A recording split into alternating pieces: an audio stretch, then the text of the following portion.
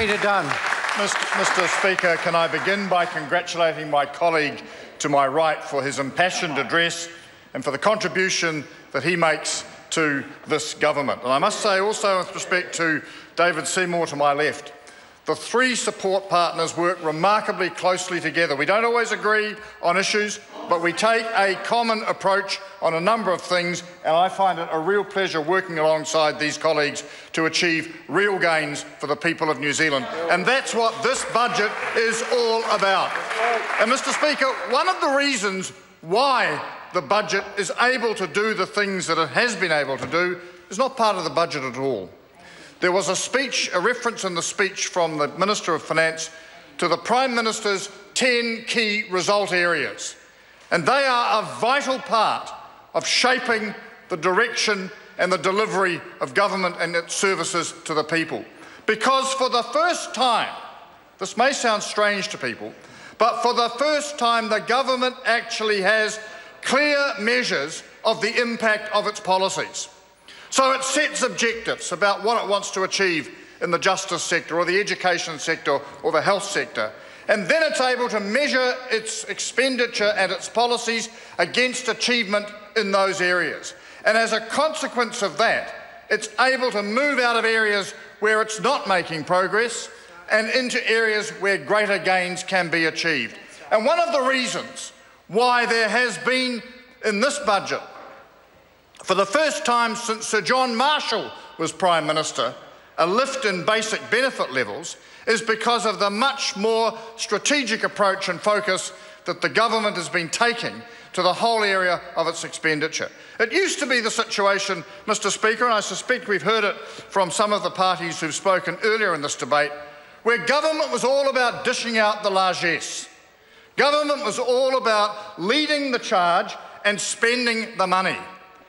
In this environment, where this country is much more diverse and pluralistic, government is about working alongside communities, working alongside groups and communities to achieve specific outcomes. And those outcomes may not always be achieved by direct government intervention, but are part of outcomes achieved because of an overall sense of leadership. And that's where those 10 key result areas are so important. They give the government the flexibility and the drive to be able to pursue objectives that were not thought possible some time ago. It used to be the mantra at every election since 1990 about restoring basic benefit levels. We've had a national government since then, we've had a Labor government, and now another national-led government. And only now, nearly a quarter of a century later, has it been possible to restore levels not to where they were in 1990, but to move them beyond that, and to make the first significant change in over 40 years. And that's because the government, for the first time, really has a clear understanding of the impact of its policies. You know, Mr. Speaker, some 20-odd years ago, this Parliament passed a Fiscal Responsibility Act, which set the stage for the government better monitoring its accounts. And it is no coincidence that fiscal performance has improved markedly since that time. In coalition with National in the mid-1990s, United proposed the complementary idea of a Social Responsibility Act so that we could measure the impact of the government's social policies and make changes accordingly. That proved far too difficult for officials to comprehend. And I think that the result areas are the next best thing and achieve that objective. So alongside fiscal responsibility, we now have the government much better able to measure and move in the areas of social responsibility as well. And that is why you see the package in today's budget. That's why you see the ongoing improvements in health and education at a time when government finances are genuinely constrained and are likely to be for some time in the future. It's almost a paradox that at a time when revenue is falling, when the Minister of Finance can give this House a warning that because of international conditions, the revenue track may not be as strong in the foreseeable future, that the government, on the other hand, is able to make such significant social progress and still face the prospect of a surplus this year, burgeoning to a greater number in the years ahead. Mr. Speaker, that is not beyond possibility, but certainly the sort of thing people would have dreamed was impossible just a few short years ago. So that is how the transformation has occurred. And that's the backdrop which makes this budget, I think, such an important stepping stone for New Zealand. Mr. Speaker, I'm delighted that as part of the budget, one of the smaller but significant infrastructural issues facing this country has been addressed, and that is the decision to rebuild the wharf at Waitangi on the Chatham Islands.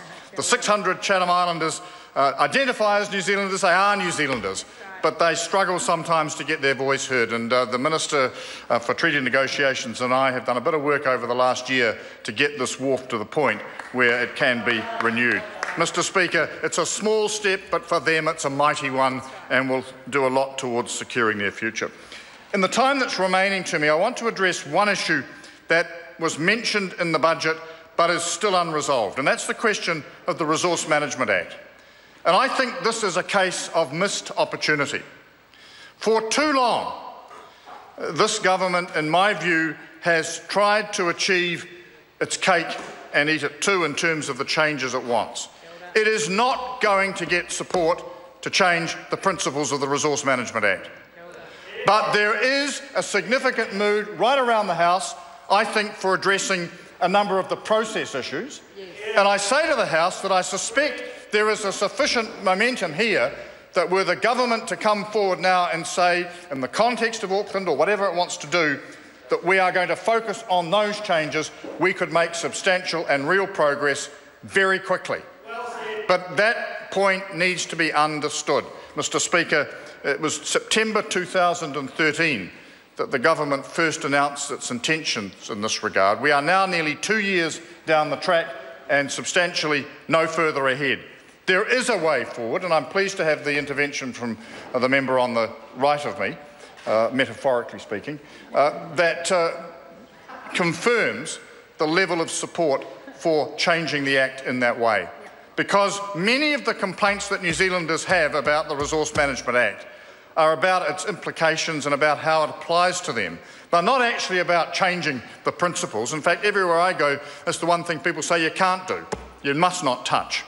And so I say to the government, Mr. Speaker, that given the commitment in terms of the broad infrastructure package around housing alluded to in the budget, it's time to forget those notions. It's time to actually start working on the changes that will improve and speed up the process under which the Act operates and get a majority in this House, which I think would be substantial, for driving those through to implementation. Mr. Speaker, what the budget says at its heart is that the government is getting its house in order in so many different areas. The government is now looking to provide opportunities and challenges for New Zealanders, whether they be struggling families, whether they be families of school-aged children, whether they be families in other situations. And as a consequence of that challenge, it is behoven upon us to make sure that from its part, the government is there to help. It used to be a sort of a throwaway slogan, I'm from the government, I'm here to help. I think that actually has some substance as a point these days, because the government is not actually holding to the vain belief that it can do everything. It's really taking the view about its strategic role in a society and how that can best deliver assistance. So if I come back to my Resource Management Act example, that is a strategic approach it can take, which will benefit people and which will achieve a large part of the objective that it has set for itself. Mr. Speaker, I want to acknowledge the work of the Minister of Finance. I think he is someone who has quite a deep vision about where he wants this country to head. It's not just a numbers game for him. He has a heart and a real sense of social commitment, and I think that comes through in many of the things that are part of this budget and many of the assumptions that underlie it.